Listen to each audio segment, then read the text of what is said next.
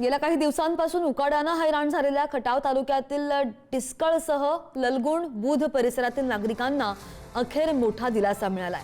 काल दुपारी अचानक हवामानामध्ये बदल झाल्यामुळे वादळी वाऱ्यासह गारांचा जोरदार पाऊस झाला।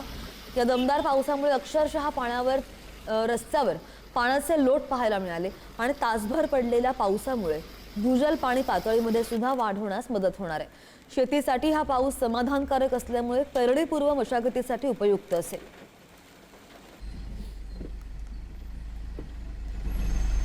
मुसळधार पावसामुळे रस्त्यांवर पाणी आलेलं आहे।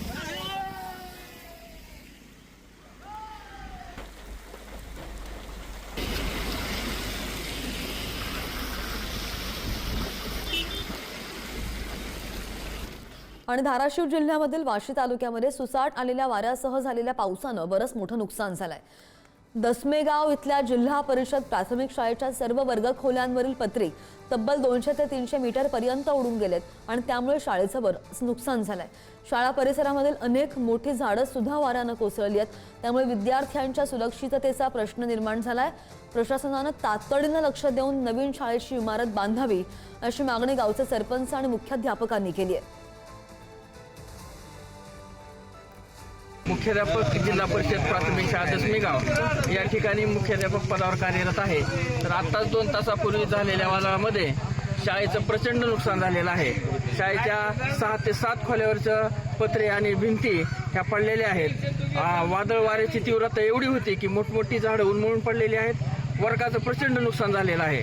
या शाळेच्या खोल्या खूप जुन्या आहेत, त्या नवीन मिळाव्यात। सरपंच पोपट बंडू मोरे, ग्रामपंचायत दसमेगाव। आज मी शाळेवर पाहणी करायला आलो तर 4-5 रूमचे पत्रे पूर्ण उडून गेलेले आहेत। एकदम जुनी इमारत असल्यामुळे शाळेवर काही एक बी पत्रा काही राहिलेला नाही। अतिशय दुरावस्था झाली आहे। तरी प्रशासनाला एवढंच माझं सांगणं की जून शाळा भरण्यापर्यंत त्याची दुरुस्ती करण्यात अगर नवीन इमारत बांधण्यात यावी। आणि छत्रपती संभाजीनगरच्या पैठण तालुक्यातील बिडकीन इथं सुद्धा वादळी वाऱ्यामुळे मोठी दुर्घटना थोडक्यात टळलेली आहे। एका घरावरून गेलेल्या विजेच्या तारेवर भलं मोठं झाड कोसळलं आणि त्यामुळे जोरदार ठिणग्या उडाल्या। परिसरामध्ये काही काळ भीतीचं वातावरणही निर्माण झालं होतं। सुदैवाने या घटनेमध्ये कोणतीही जीवितहानी नाही। दरम्यान जिल्ह्यामध्ये अनेक ठिकाणी वादळी वाऱ्यामुळे घरावरचे पत्रे उडून गेलेले आहेत। सोलार पॅनलचा सुद्धा बरंच नुकसान झालंय। अचानक आलेल्या पाऊस आणि वाऱ्यामुळे नागरिकांची मोठी तारांबळ उडाल्याचं चित्र पाहायला मिळतंय।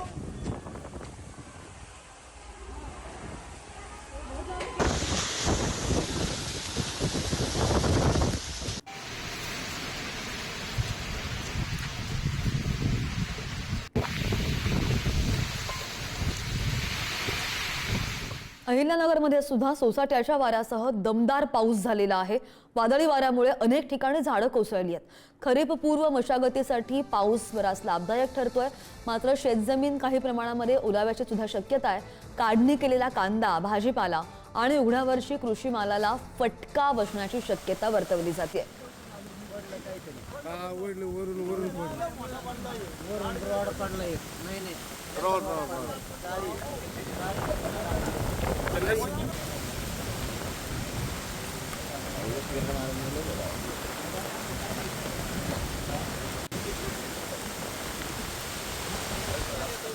अहिल्यानगरला सुद्धा वादळी वाऱ्यासह पावसाचा मोठा तडाखा बसलेला आहे, कारण की स्टेट बँक चौक परिसरामध्ये झाड आणि विजेचे खांब कोसळलेले आहेत। विजेचा खांब कोसळला त्यामुळे शहर अंधारात आहे आणि अहिल्यानगर संभाजीनगर महामार्गावरील वाहतूक सुद्धा या पावसामुळे काही काळ ठप्प झाली होती।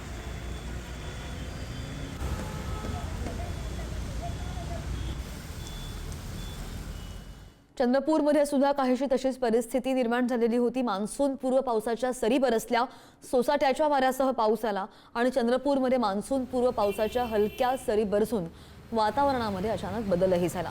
सोसाट्याच्या वाऱ्यासह पावसाला सुरुवात झाली। सुमारे अर्धा तास हा हलक्या स्वरूपाचा पाऊस पडत राहिला। चंद्रपूर शहर जिल्ह्यामधील तापमान 47 अंश सेल्सिअस पर्यंत पोहोचलेलं असताना नागरिकांना हा पाऊस काहीसा दिलासादायक ठरलाय।